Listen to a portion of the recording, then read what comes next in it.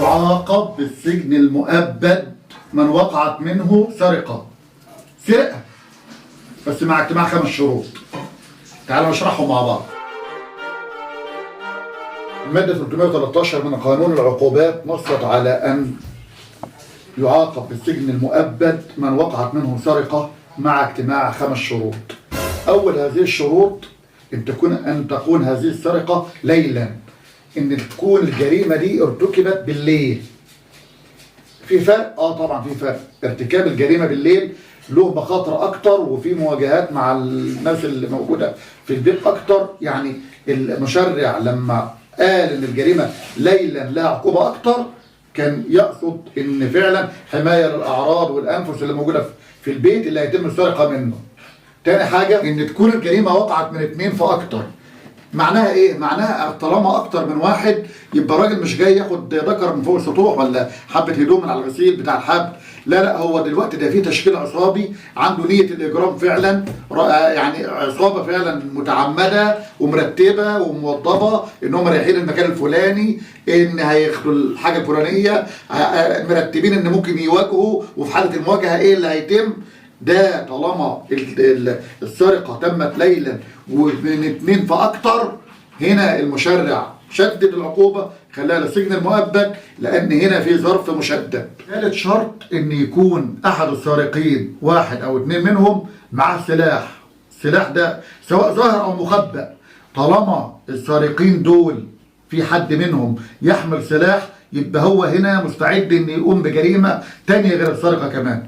فعشان كده المشرع لما شدد على العقوبه هنا، لان اللي رايحين هم رايحين عارفين ان هم هيعملوا ايه، متعمدين الجريمه، اتفاق على الجريمه، وجود سلاح اللي ممكن ارتكاب جريمه اخرى غير السرقه كمان. رابع ان يكون المجرمين دول دخلوا منزل او غرفه سواء مسكونه او معده للسكنه بطريق ان هم كسروا باب، عاملين مفتاح مألفينه وفتحوا بيه، تسلقوا مواسير ودخلوا بطريقه فيه نية جريمه، طلعوا على مواسير، كسروا باب، سرقوا مفتاح وفتحوا بيه ودخلوا صنعوا مفتاح. هنا ده ظرف مشدد اخر رابع لوقوع الجريمه.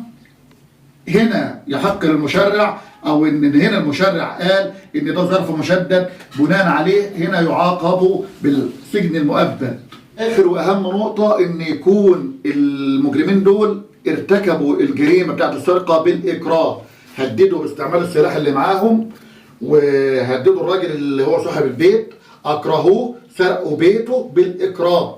دي النقطه الفيصليه في الموضوع، ان تكون الجريمه تمت بالليل، دخلوا البيت بطريق كسر او غيره، تسلقوا سلم او غيره، مع 2 أو اكتر معاهم سلاح، وبالقام بتهديد الراجل صاحب المكان، وسرقوا بيته او سرقوا نقوده او امواله بطريق الاكراه. ده في الماده 313 من قانون العقوبات، ودي الشروط بتاعتها. عشان كده اختلفت عن الماده 314 من نفس قانون العقوبات، اللي هو لو الاكراه ده يعني خلف اثر جرح او تعوير الراجل اللي هو صاحب البيت او كلام من ده، فان المجرمين دول يعاقبوا بالسجن المؤبد او المشدد.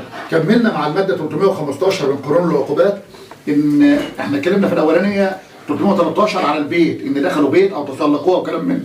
طب لو في الشارع، ده اللي وضحته الماده 315، ان لو تم الاكراه ده او السرقه دي من شخصين او اكتر بالليل، او حتى لو من شخص واحد يحمل سلاح وبالاكراه، اكره بني ادم في الشارع، في عربيه، في اتوبيس، في كلام من ده، في اي وسيله من وسائل التنقل، ولو كان حتى فرد واحد، فردين اكتر، كان ليلا، كان بطريق الاكراه، الماده 315 قالت برضه يعاقب بالسجن المؤبد او المشدد اللي يرتكب هذه الجريمه بطريق الاكراه.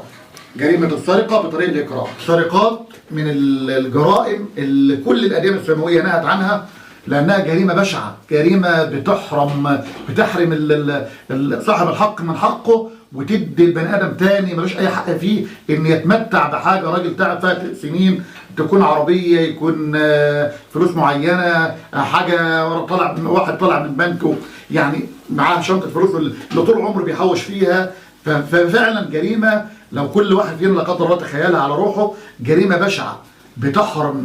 فعشان كده كل الاديان السماويه جرمتها، والمشرع خلى عقوبتها مشدده، لان فعلا جريمه بتضر المجتمع ككل، لا تضر فرد واحد، ان المجتمع كله مهدد بيها. فعشان كده احنا دايما يعني ايه بنقول الحمد لله ان المشرع خلى العقوبه بتاعتها، وبالذات مع جريمه الاكراه، جريمه مغلظه، لان ده حمايه للمجتمع ككل.